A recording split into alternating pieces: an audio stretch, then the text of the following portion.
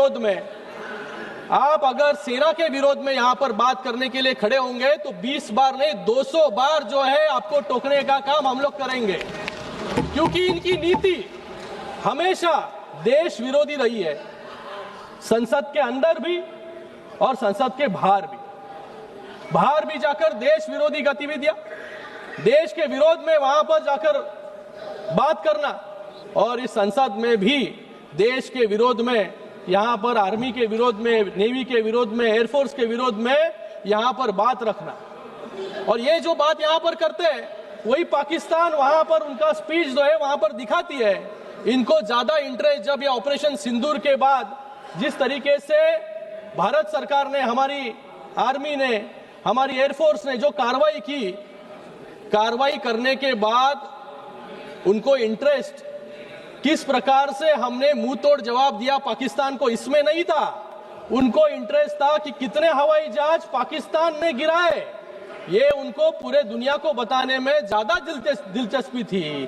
तो मैं फिर से एक बार यहां पर कहूंगा, जब जब वो उठेंगे यहां पर देश विरोधी भावना के साथ और देश विरोधी बातों के साथ, तो उनको 20 बार नहीं 200 बार जो है टोकने का काम हम लोग यहां पर करते रहेंगे। मैं यहां पर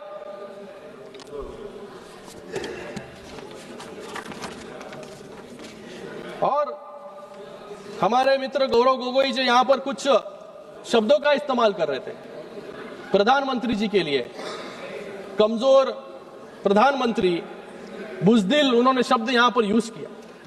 मुझे लगता है कि दुनिया में कोई भी ऐसा ताकतवर देश नहीं है जो कोई कमजोर प्रतिनिधित्व करने वाले देश के साथ FTA फ्री ट्रेड एग्रीमेंट करे। आज हमारे प्रधानमंत्री जी के नेतृत्व में भारत के साथ फ्री ट्रेड एग्रीमेंट करने का काम जो है अमेरिका ने यहां पर किया है, कुछ अन्य देशों ने यहां पर किया है। उसी के साथ में 26 देशों ने सर्वोच्च अंतर्राष्ट्रीय सम्मान देने का काम भी हमारे प्रधानमंत्री नरेंद्र मोदी जी को यहां पर किया है।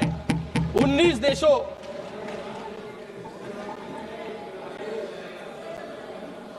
2014 में भूटान से लेकर 2026 में इजराइल की संसद तक 19 देशों ने हमारे प्रधानमंत्री जी ने उन देशों में जाके जो है संबोधन किया है। ये मुझे लगता है कि इतिहास में पहली बार ऐसा हुआ है कि हमारे प्रधानमंत्री जी को इतना सम्मान जो है देने का काम बाकी अन्य देशों ने यहां पर किया है।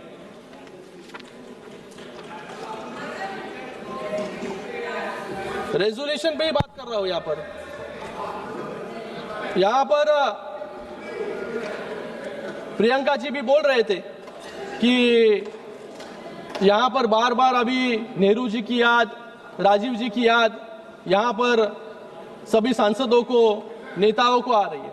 हमें उनकी याद तो हमेशा आती रहती है कि जिस प्रकार से उन्होंने निर्णय जो है लिए, जिस प्रकार के निर्णय उन्होंने उस समय लिए, इसलिए आज भी देश इस परिस्थिति में था। लेकिन 2014 में जब प्रधानमंत्री नरेंद्र मोदी जी ने इस देश का नेतृत्व संभाला, उसके बाद जो देश की प्रगति आज हुई है उसके बारे में भी हम लोग यहाँ पर जो है बात कर रहे हैं। इन्होंने कहा यहाँ पर कि नेहरू जी की याद यहाँ पर बहुत आ रही है। मैं नेहरू जी के कुछ कोट्स भी यहाँ पर कोट करना चाहूंगा कि 1954 में जब अविश्वास प्रस्ताव स्पीकर पर इस हाउस में आया, तब उन्होंने कहा था, the wording used in the motion was a gross abuse of one's intelligence, and to ask anybody in the house to support this is to consider that man utterly lacking in intelligence। मतलब नेहरू जी ने 72 साल पहले ही विपक्ष की क्या मानसिकता थी वो पढ़ने का काम उन्होंने किया था। उन्होंने समझ लिया था कि ऐसे आधारहीन अविश्वास प्रस्ताव पर समर्थन की उम्मीद सिर्फ वही कर सकता है जिससे इंटेलिजेंस की भारी कमी हो। ये मैं नहीं, प्रधानमंत्री नेहरू जी ने कहा। और ये किसके लिए सटीक बैठता है, ये मुझे लगता है समझदार को इशारा काफी है। यहां पर कुछ लोग संविधान और संसद को बचाने का यहां पर नारा लगा रहे कि संविधान खतरे में है। मैं विपक्ष के अपने युवा साथियों को कहना चाहूंगा कि अपनी अंधभक्ति जो अपने नेता के प्रति जो है वो थोड़ी संभाल के रखिए, क्योंकि आपके नेता विपक्ष जो आज भी इस हाउस में प्रेजेंट नहीं है, जो हमेशा जो महत्वपूर्ण विषय होते हैं तब एब्सेंट होने का काम जो है नेता विपक्ष के माध्यम से यहां पर होता रहा है। उन्होंने कभी भी क्वेश्चन हार में कोई भी समस्या उठाने का काम यहां पर नहीं किया। उन्होंने कभी भी 0 आवर में बात नहीं की। 22 साल के उनके कार्यकाल में एक भी प्राइवेट मेंबर बिल जो है इन्होंने इस सदन में दाखिल भी नहीं किया, और आज यहां पर संविधान के बारे में बात कर रहे हैं, संसद के बारे में बात कर रहे हैं। लेकिन बिल को, ऑर्डिनेंस को फाड़ने का काम उनको बहुत अच्छी तरीके से आता है। जो खुद के सरकार के बनाए हुए ऑर्डिनेंस को पब्लिकली फाड़ने का काम करता है, आज यहां पर लोकतंत्र बचाने की बात जो है नेता विपक्ष के माध्यम से यहां पर हो रही है। कितना विरोधाभास है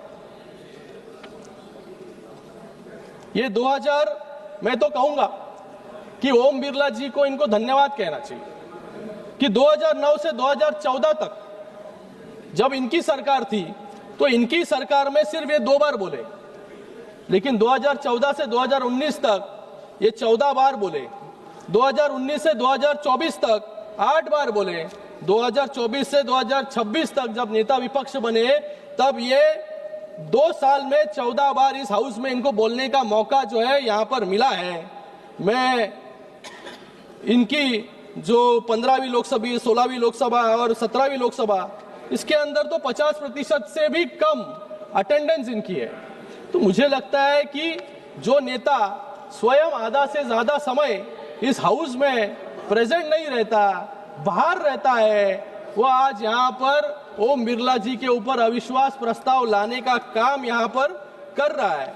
मैं तो उनको याद दिलाना चाहूंगा कि इनके पहले के जो एलओपी थे, नेता विपक्ष थे, मल्लिकार्जुन खड़गे जी और अधीर रंजन चौधरी जी, वो तो आप हाउस में फुल टाइम यहाँ पर हाजिर रहते थे, प्रेजेंट रहते थे। मल्लिकार्जुन खड़गे जी ने तो 155 बार, सर मैं I am the only one speaker, 155 बार विपक्ष के नेता होते हुए यहाँ पर उन्होंने बात रखी, और अधीर रंजन चौधरी जी ने 233 बार नेता विपक्ष होते हुए उन्होंने यहाँ पर भाषण किया। तो मुझे लगता है कि इनसे कुछ ना कुछ तो नेता विपक्ष को सीखने की जरूरत है। और यहाँ पर थोड़ी देर पहले किरण रिजिजू ने, मंत्री जी ने यहाँ पर कहा कि प्रियंका जी यहाँ पर ज्यादा अच्छा बात करती है, ज्यादा टाइम बात करती है, उनकी अटेंडेंस भी मुझे लगता है राहुल जी से कई गुना अच्छी है। तो मुझे लगता है कि उनके अगर आप सोचे तो अरे I am telling you for benefit of your party benefit of your party. मुझे लगता है कि लीडर ऑफ ऑपोजिशन भारत का एक बहुत बड़ा पद है, लेकिन लीडर ऑफ ऑपोजिशन इस भारत के इतने बड़े पद होने के बावजूद यहाँ पर हमेशा जो है एब्सेंट रहते हैं, अलग अलग बिल्स पर एब्सेंट रहने का काम करते हैं। मुझे लगता है पार्ट टाइम लीडर का काम जो है यहाँ पर ये करने का काम यहाँ पर कर रहे हैं, क्योंकि लीडर ऑफ ऑपोजिशन को एक बड़ी गरिमा है। अलग अलग लेजेंड्स का, विभूतियों का नाम जो है लीडर ऑफ ऑपोजिशन से जुड़ा हुआ है। हमारे श्रद्धेय अटल बिहारी वाजपेयी जी हो, हमारे जेटली जी हो, हमारे लाल कृष्ण आडवाणी जी हो, सुषमा स्वराज जी हो, शरद पवार जी हो, इन्होंने एक हाई क्वालिटी डिबेट, एक अलग गरिमा जो है इस सदन की बरकरार रखने का काम जो है लीडर ऑफ ऑपोजिशन होते हुए इन्होंने किया था। लेकिन आज लीडर ऑफ ऑपोजिशन सिर्फ देश के विरोध में, देश के विरोधी भूमिका जो है, सेना की विरोधी भूमिका यहाँ पर रखने का काम हमेशा करते हैं। जब शिवराज पाटिल जी स्पीकर थे तो उन्होंने लीडर ऑफ ऑपोजिशन, जब वाजपेयी जी थे तो उन्होंने कहा था, mister Vajpayee had always been helpful and express confidence that he would help uphold parliamentary traditions. क्योंकि तब के एलओपी जो है वो सिर्फ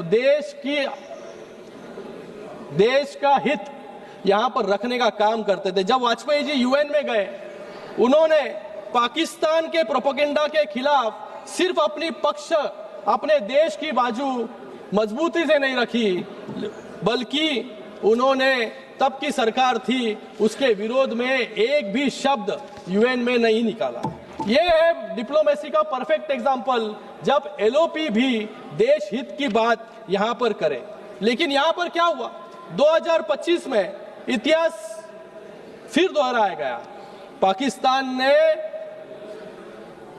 पहलगाम पर हमला किया, उसके बाद हमारी सेना ने ऑपरेशन सिंदूर के माध्यम से कड़ा जवाब देने का काम जो है यहां पर किया।